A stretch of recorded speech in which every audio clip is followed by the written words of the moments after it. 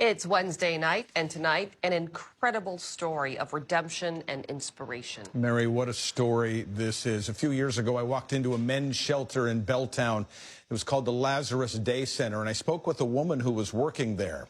There was something about her, an authenticity. I happen to believe that this woman can help change the world. She's my hero. This is her story. I'm going to show you a picture.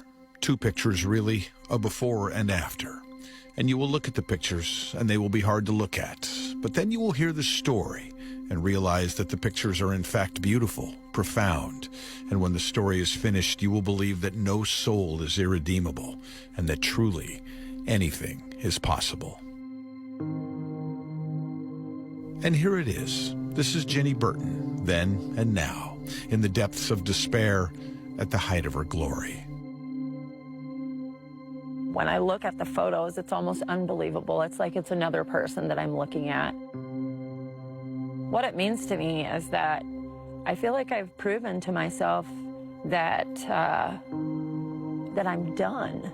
I'm done with the cycles and the patterns that have been so destructive in my life, that I have become a different person, that I am the person that I always was in my heart, but didn't think I was ever going to be able to become.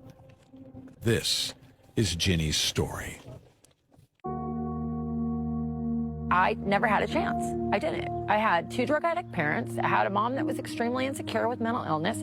She introduced me to drugs at a really young age. My life started out in violence, and those are the things that became normal to me. And so that's how I navigated life. I never had a chance. Her mother introduced her to marijuana at age 6, got her using meth at age 12. By 14, she was smoking crack. At 16, she was raped by a man who bought drugs from her mother. By 17, she'd attempted suicide.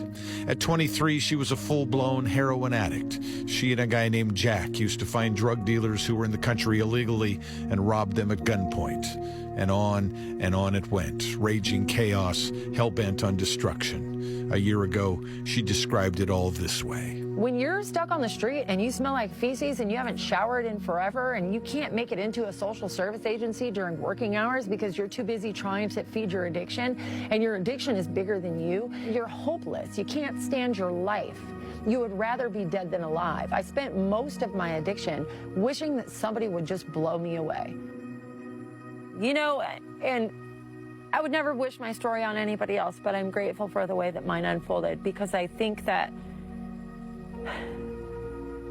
it's supposed to be the way that it is so that I can reach as many people as possible to let them know that there is a way out. 17 felony convictions, 3 trips to the state prison, and each time she got clean and thought about her life. This picture is from the last time she was in prison, 33 months at the Mission Creek Correction Center for Women in 2009. The last time she was arrested was 2012, and she was tired and numb and finished with it all. Like, I knew when he put the handcuffs on me and put me in his car, I knew that I was going to be okay. I knew that my life was going to change. And it was then, in that moment, that I made the decision to turn it around, no matter what it took. She fought to get into drug court in King County, got into a treatment program. She started volunteering and eventually got a job. For 5 years, she worked for Catholic Community Services, serving the homeless and the addicted. She started hiking in 2014, and she felt like it centered her. By 2017, she was climbing seriously. In one 4-week stretch, she summited the 3 highest peaks in Washington. And she started going to school, community college at first, and then she got a scholarship to the University of Washington. You know, I was entering into a bunch of areas I'd never experienced before. I had a lot of insecurity at first. I was significantly older than the majority of people I was sitting in classrooms with. And I was reading up to 350 pages a week, and in a field I had no understanding of, which is political science. So it's definitely been hard. She thrived. Life opened up. She made the all-academic team at the UW. She earned awards and more scholarships. And now, at the age of 48, she has graduated with honors and with something else, self-respect. Oh my gosh, I'm unbelievably proud of myself. So much so that it makes me want to cry. And when I look at some of the photos and when I looked at my own graduation photos, I was so proud of myself. During much of Ginny's triumphs at the University of Washington, her husband, Chris Burton, was incarcerated. He's out now, and clean and inspired. I see a lot of the things behind the scenes, the hard work that she puts in, her passion, her fire. She really genuinely wants to help people. She wants to see those that are at the bottom rise to the top. And I believe that she will. The two of them have moved to the small town of Rochester. They're adding an apartment to Chris's parents' home. They're happy. Looking back gets rough, and so Ginny Burton looks forward. She'll get her master's at the Evans School of Public Policy and Governance at the University of Washington, and she will dedicate herself to prison reform so that incarceration doesn't just penalize people, it changes people, fixes them. I'm so grateful I was loved. I am grateful that the Pierce County Sheriff's Department loved me enough to arrest me. I am grateful that the judges in Pierce County loved me enough to incarcerate me, because those incarcerations gave me an opportunity to work myself into changing my life.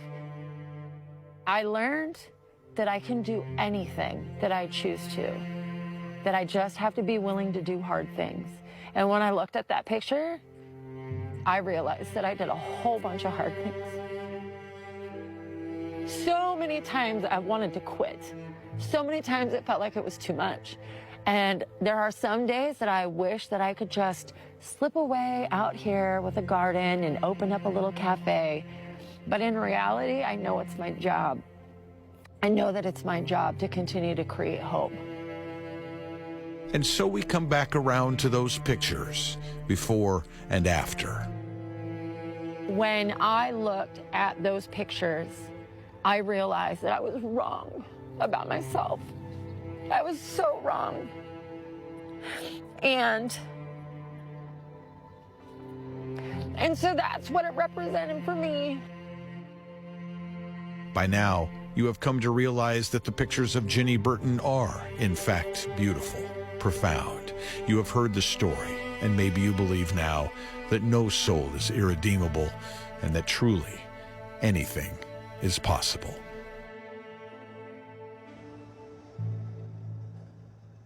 Unbelievable. She's something. She is. And to hear herself say it, the work that she put in to create this new life, a brand new person. From where she was. Yes.